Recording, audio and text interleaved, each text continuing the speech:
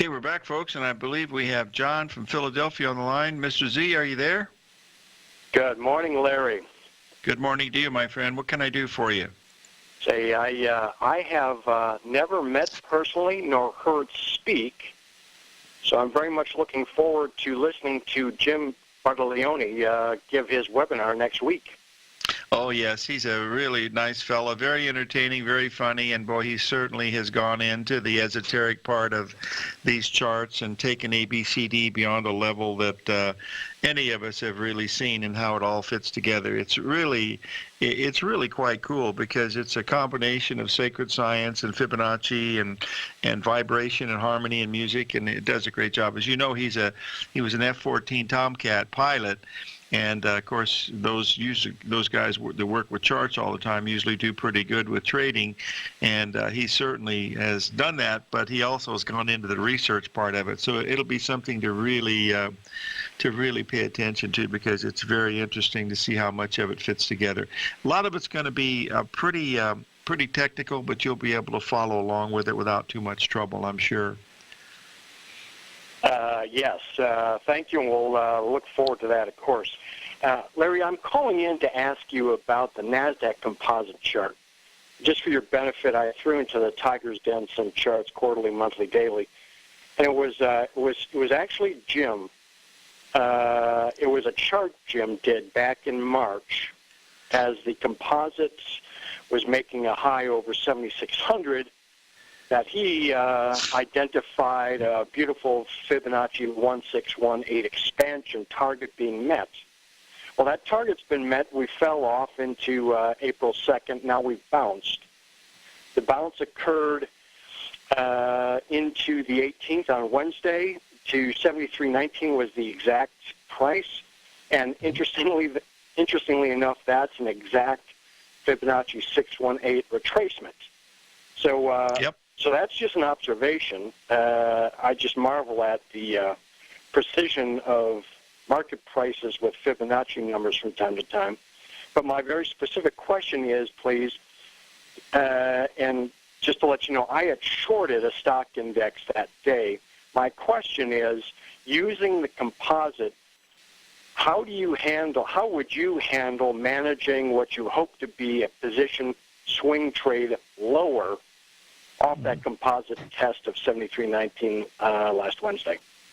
Okay, John, what I did was I posted the chart that you were just talking about in the NASDAQ 100, looking at that high we made at 73.19. That was an exact 61% retracement. But what I tried to do for the folks at 24/7, I've always felt that, the things that Amos Hofstadter talked about, like sell the weakest, buy the strongest, and Jesse Livermore did the same thing. The weakest of those indices, of course, had been the Dow Jones Industrial Average. So when the Dow Jones Industrial Average was, I believe, at 24,775, 780, something like that, that fulfilled the same sequence that we're seeing in the composite. So that's when I sent out the sell signal, 150-point stop, and then to see what happens, and it started to work. Whether it's going to continue or not, I don't know. But I tried to look at the one, because you have four indices. The S&P is the biggest, of course, and then you have the Russell, then you have the NASDAQ, and the last one, of course, is the Dow Jones, and it is the less risky than any of the others because it's only, 3 charts. It's only, what am I not trying, 3 charts? It's only 30 stocks, and so that's why it's a little bit easier to look at. Okay, thank you on that. And so having shorted there, of course, anything can happen. The dip that we've had Thursday could be just something very short. Alternatively, it could be the start of a bigger decline. How, if you're playing for the scenario of a bigger decline, what do you advise doing in terms of using trailing stops with the objective of staying in the trade so long as it's profitable? Well, John, at this point, you have a profit of about $750, but if you're looking for something bigger, which this pattern should give you, you've got to give it a little bit of flexibility so your stop really can't change right now. You can lower it a little bit if you like to keep your risk down to about $250, is which we've done.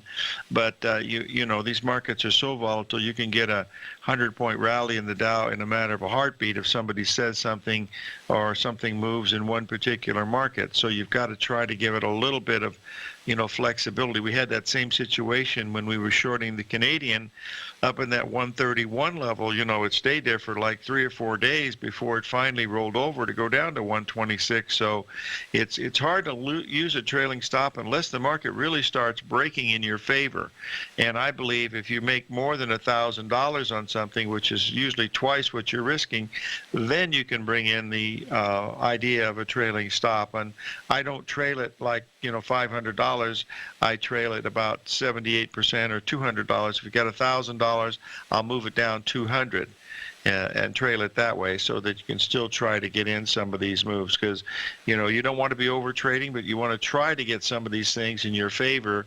And it's not an easy thing to do, as you know, but when it does work, and it does work longer term for big positions, about 2 out of 10 times, and those are the ones that really make it a lot of fun. Yes, indeed. Thanks so much for that discussion on rules of thumb. I appreciate that.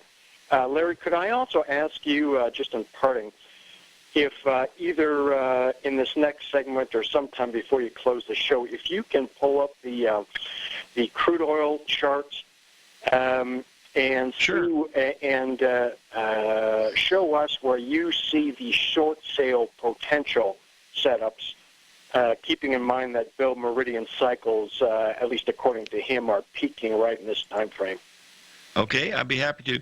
John, I'll be happy to do that at the break, but I wanted to share with the listeners here one other chart that my good friend John Jameson uses that I think is really interesting. This is the Dow Jones, the top 10 stocks in the Dow Jones by price, John. In other words, it's only 1/3 of the stocks in the Dow Jones, and that encompasses most of them because they're all price weighted. But you'll notice that the pattern is the same pattern that we're seeing in the NASDAQ, but it's even more bearish because it topped at the same time around that March, but it didn't get the big rally this last time. We've had 3 lower tops. We've had 3 distinct lower tops, and that tells you that the 10 top stocks in the Dow are not acting very well, which leads to you believe that, yes, we could be looking at, something more to the downside. That's the way it looks like from here. Larry, thanks so much. We'll look forward to listening to Bartolone next week. That'll be great. Thank you very much. Talk to you later, John. Thanks for calling in, and may God bless. Okay, folks.